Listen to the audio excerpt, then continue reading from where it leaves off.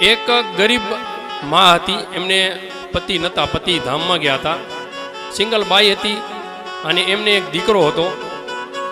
એ દીકરો સ્કૂલમાં જ્યારે ભણતો હતો ત્યારે એને ખબર નથી કે મારો જન્મદિવસ ક્યારે છે, પણ એના સાહેબે કીધું કે આજે તારો જન્મદિવસ છે કે ત્યારે એને ખબર પડી કે આજ મારો જન્મદિવસ. એની માને પણ ખબર નથી, કારણ કે ગરીબાઈ આંટો લઈ ગઈ હતી, કાળી મજૂરી કરી અને છોકરાને ભણાવી ગણાવી અને મોટો કરતા હતા.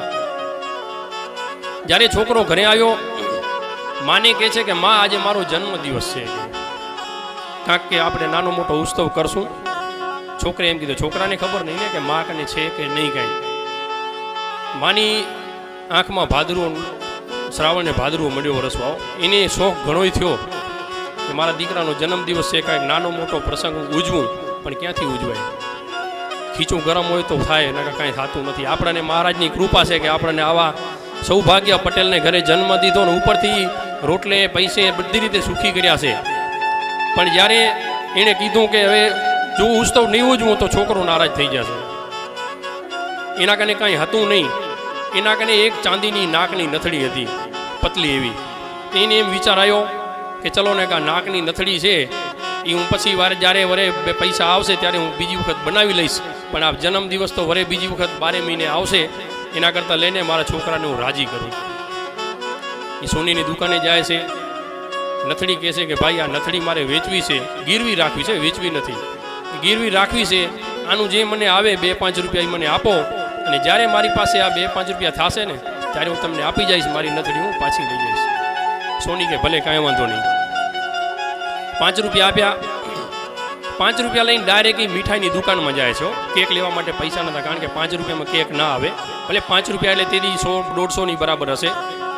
મીઠાઈની દુકાનમાં જઈને કહેશે કે આ 5 રૂપિયાની જલેબી આપો ને. એટલે ભાઈએ જલેબી આપી, કારણ કે છોકરાને જલેબી બહુ ભાવતી હતી. જલેબી આપી. એ જલેબી લઈને ગયા ક્યાં? વિચાર કરો તમે કે ભલે ગરીબાઈ હતી પણ સંસ્કાર બહુ હતા.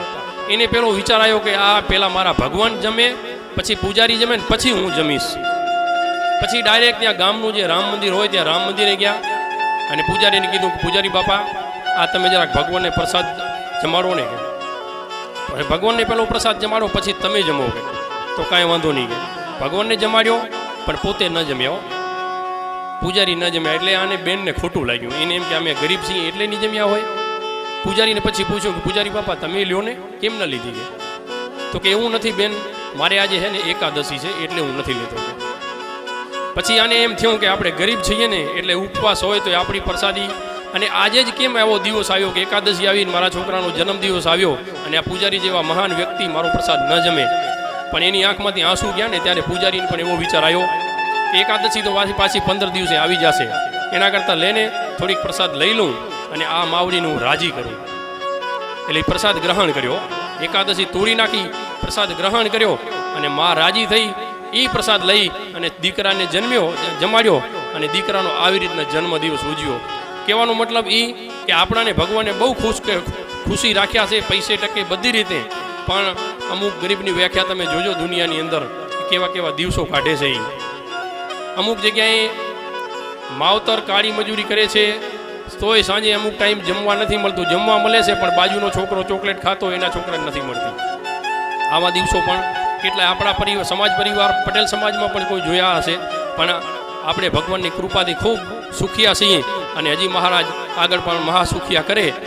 અને એવી જ રીતના એની અંદર એવું હતું કે આપણે બર્થડે હોય કે કાંઈ પણ સારો ઉત્સવ હોય આપણે ક્યાંય પણ ઉજવતા આવીએ છીએ, હોટલમાં ઉજવતા આવીએ કે બીજે ક્યાંય ઉજવતા આવીએ. એ આપણો જે ઉજવતા આવીએ એ કોઈ રૂપિયો આપણો લેખે લાગતો નથી. અને અહીં કને જે દાતાર તરીકે જે ભોજન પ્રસાદ આપે છે અને એ ભોજન પ્રસાદ પહેલાં તો મહારાજ જમે છે અને એ પછી આપણે એ ભોજન પ્રસાદને ગ્રહણ કરીએ છીએ. એ ભોજન પ્રસાદ બહુ મોટું અમૂલ્ય રતન કહેવાય જોઈએ તો, કારણ કે એ પ્રસાદ બધી જગ્યાએ મળતો નથી. આપણે કેટરસ હોય, આપણે લગ્ન પ્રસંગ હોય કેટરસ રાખીએ, કેટરસની અંદર શુદ્ધતા કેવી હોય આપણને ખબર નથી, છતાંય આપણે જમતા આવીએ છીએ. પણ અહીં કને તો બહેનો હરિભક્તો હોય, ભાઈ ભક્તો જે રસોડાની અંદર જે કામ કરે છે, રસોઈ બનાવે છે પ્રેમ ભાવથી, એમને ધન્યવાદ દેવા જોઈએ કે આટલી નિસ્વાર્થ કોઈ રૂપિયો લેવો નહીં, કાંઈ નહીં, સાંજે 3 ને 4 વાગે 2 વાગે આવી જાઉં, છોકરા નાના હોય તો ઘરે મૂકીને આવી જાઉં, પણ અહીંયા કને બધાને પ્રેમથી જમાડવા એ મોટી અદ્ભુત વાત કહેવાય. પહેલાં પણ એકવાર મેં કીધું હતું કે માં ગરીબ માટો લઈ ગઈ હતી, છોકરો કોલેજમાં ગયો હતો, છોકરાએ શું માની દશા કરી હતી. આવી દશા આપણા પરિવારમાં કોઈની ન થાય એ માટે ખૂબ મહારાજને ચરણોમાં પ્રાર્થના. અસ્તુ. જય સ્વામિનારાયણ.